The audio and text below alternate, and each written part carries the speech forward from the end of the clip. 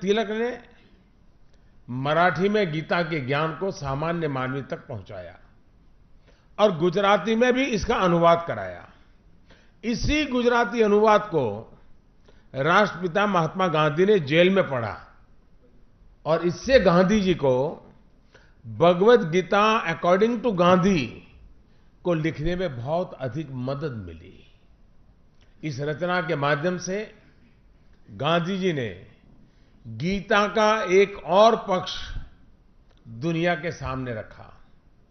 गांधी जी की ये पुस्तक मैंने अमेरिका के पूर्व राष्ट्रपति श्रीमान बराक ओबामा जी को भी उपहार के रूप में दी थी। साथियों, श्रीमद् भगवत गीता भारत का दुनिया को सबसे प्रेरक उपहार है। गीता पूरे विश्व की धरोहर है। गीता हजारों साल से प्रासंगिक है। विश्व के नेताओं से लेकर सामान्य मानवी तक सभी को गीता ने लोकहित में कर्म करने का मार्ग दिखाया है। भारत के करीब करीब हर घर में तो किसी न किसी रूप में भगवत गीता विराजमान है ही। दुनिया भर की अनेक महान विभूतियां भी इसकी दिव्यता से अछूती नहीं रह पाई। ज्ञान से लेकर विज्ञान तक हर क्षेत्र के अनेक लोगों की प्रेरणा कुरुक्षेत्र के मैदान पर कही गई ये अमर वाणी है। साथियों, मशहूर जर्मन फिलोसोफर शोपेनहावर ने लिखा था, गीता और उपनिषद के अध्ययन से अधिक हितकर संपूर्ण विश्व में कोई अध्ययन नहीं है। जिसने मेरे जीवन को शांति से परिचित कराया और मेरी मृत्यु को भी अनंत शांति का भरोसा दिया। ये बातें उन्होंने उस दौर में कही जब हमारा देश गुलामी की बेड़ियों में जकड़ा हुआ था। हमारी संस्कृति, हमारी परंपरा को भी कुचलने के अनेक प्रयास किए जा रहे थे। भारतीय दर्शन को नीचा दिखाने के भरपूर प्रयास चल रहे थे। साथियों, दुनिया को भारत के इस पुरातन ज्ञान से, पवित्रता से परिचित कराने का एक बड़ा प्रयास मंच पर विराजमान विभूतियों ने किया है और मेरे सामने मौजूद अनेक विद्वानों और भक्तों ने भी किया है। श्रील भक्ति वेदांत स्वामी प्रभुपाद जी ने तो खुद को भगवत गीता के लिए समर्पित कर दिया था। जिस प्रकार गांधी जी के लिए गीता और सत्याग्रह जीवन का अहम हिस्सा रहा है, उसी तरह स्वामी जी के लिए भी मानवता की सेवा के ये दो मार्ग हमेशा प्रिय रहे। यही कारण है कि उन्होंने पहले गांधी जी के नेतृत्व में भारत छोड़ो आंदोलन में हिस्सा भी लिया था और देश के आजाद होने के बाद वो मानव मुक्ति की अलग जगाने दुनिया के भ्रमण पर निकल गए। अपनी मजबूत इच्छा शक्ति से हर प्रकार की चुनौतियों का सामना करते हुए उन्होंने इस्कॉन जैसा एक अभियान छेड़ा जो आज भगवान श्री कृष्ण के दिखाए मार्ग से दुनिया को परिचित कराने में जुटा हुआ है। साथियों, गीता धर्म ग्रंथ तो है, पर ये जीवन ग्रंथ भी है। हम किसी भी देश के हो, किसी भी पंथ के मानने वाले हो, पर हर दिन समस्याएं घेरती रहती हैं।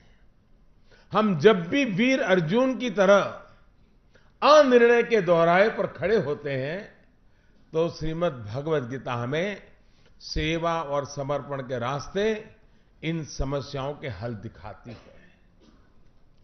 अगर आप एक विद्यार्थी हैं और अनिर्णय की स्थिति में है, आप किसी देश के राष्ट्राध्यक्ष हैं या फिर मोक्ष की कामना रखने वाले आप योगी हैं, आपको अपने हर प्रश्न का उत्तर श्रीमद् भगवद गीता में मिल जाएगा।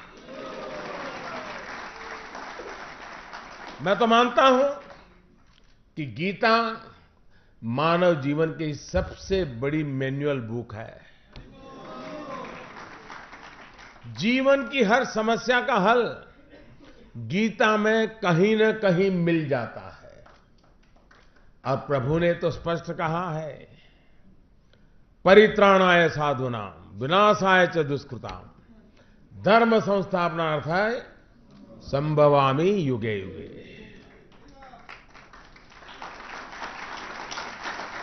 मतलब दुष्टों से, मानवता के दुश्मनों से धरती को बचाने के लिए प्रभु की शक्ति हमारे साथ हमेशा रहती है। यही संदेश हम पूरी प्रामाणिकता के साथ दुष्ट आत्माओं, असुरों को देने का प्रयास कर रहे हैं।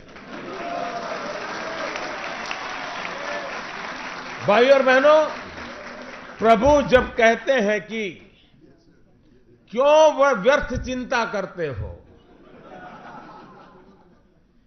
किससे व्यर्थ डरते हो, कौन तुम्हें मार सकता है, तुम क्या लेकर आए थे और क्या लेकर के जाओगे। तो अपने आप में खुद को जनसेवा और राष्ट्र सेवा के लिए समर्पित होने की प्रेरणा अपने आप मिल जाती है। साथियों, हमने ये प्रयास किया है कि सरकार के हर फैसले, हर नीति के मूल में न्याय हो, समभाव हो, समता का सार हो। सबका साथ सबका विकास का मंत्र इसी भावना का परिणाम है और हमारी हर योजना, हर निर्णय इसी भाव को परिलक्षित भी करते हैं।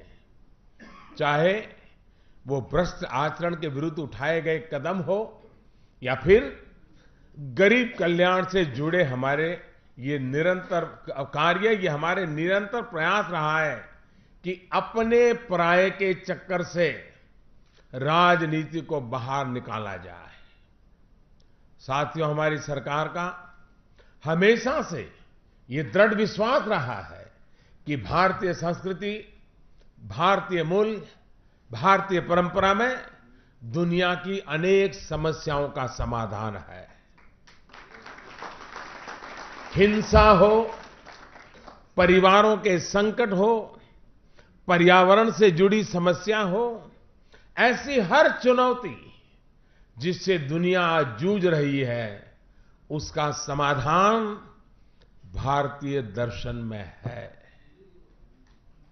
योग और आयुर्वेद की मुहिम को विश्व भर में पहचान और उसमें जुटे आप जैसे संस्थान और देश के अनेक संतों की तपस्या को हमारी सरकार ने बुलंद आवाज दी है, जिसके परिणाम स्वरूप आज हेल्थ एंड वेलनेस के लिए विश्व तेजी से योग और आयुर्वेद की तरफ आकर्षित हो रहा है।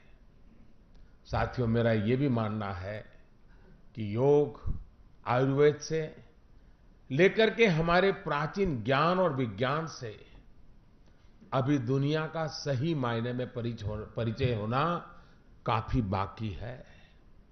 हमारा सर्वश्रेष्ठ अभी दुनिया के सामने आना बाकी है। मेरा आप सभी से, हमारे पुरातन ज्ञान विज्ञान से जुड़े तमाम कर्मयोगियों से ये आग्रह रहेगा कि वो अपने प्रयासों को और गति दें और नई पीढ़ी को भी रिसर्च से जोड़ें। सरकार आपकी मदद के लिए हमेशा तैयार है। एक बार फिर इस्कॉन से जुड़े हर भक्त को, हर भारतवासी को, मानवता में विश्वास रखने वाले दुनिया के हर व्यक्ति को इस दिव्य भगवत गीता के लिए मेरी तरफ से बहुत बहुत बधाई। आपने मुझे यहां आमंत्रित किया, इस पवित्र अवसर का भागीदार बनाया, इसके लिए मैं आप सबका बहुत बहुत आभारी हूं। बहुत बहुत धन्यवाद।